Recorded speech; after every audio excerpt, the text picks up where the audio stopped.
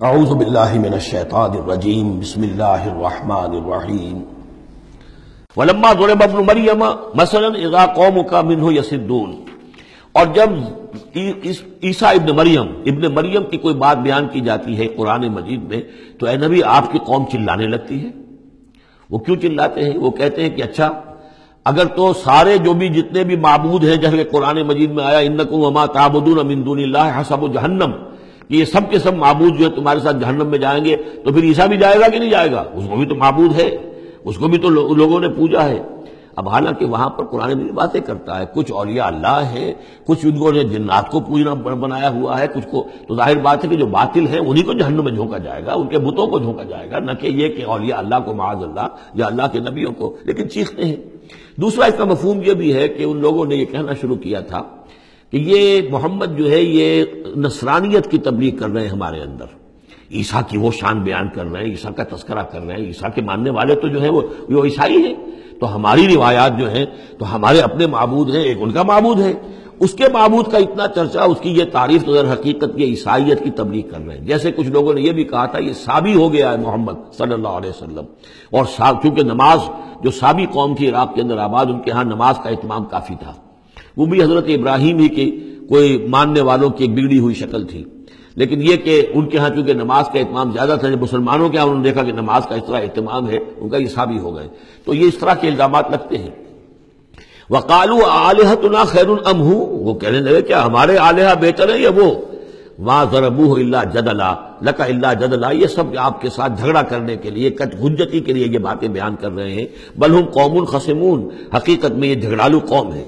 ان ہوا الا عبد انعمنا علیہ، وہ تو ایک بندہ تھا ہمارا جس پر ہم نے خاص انعام فرمایا۔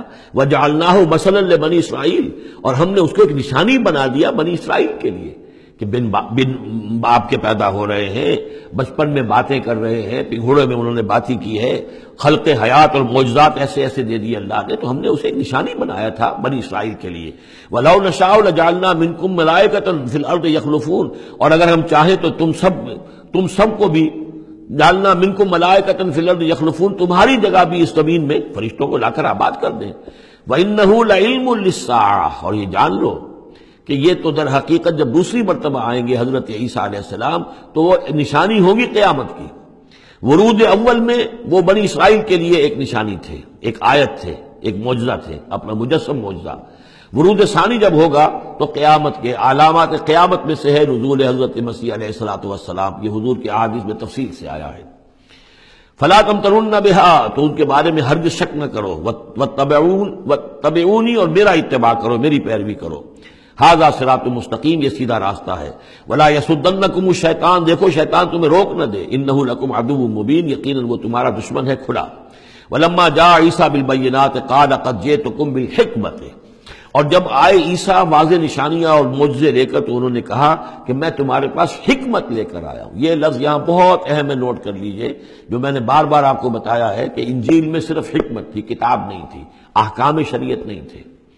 کتاب تورات ہے، اس میں حکمت نہیں تھی، اس وقت تک ابھی نسل نوع انسانی اس قابل نہیں تھی کہ اسے حکمت کی تلقین کی جا سکے۔ ہاں کمانڈمنٹس، ڈوز اینڈ ڈونٹس، یہ کرو یہ نہ کرو، احکام دے دیے گئے۔ حکمت انجیل میں آئی، اور قرآن میں کتاب بھی ہے حکمت بھی ہے، وہ گویا کہ جامع ہے ان تمام کی۔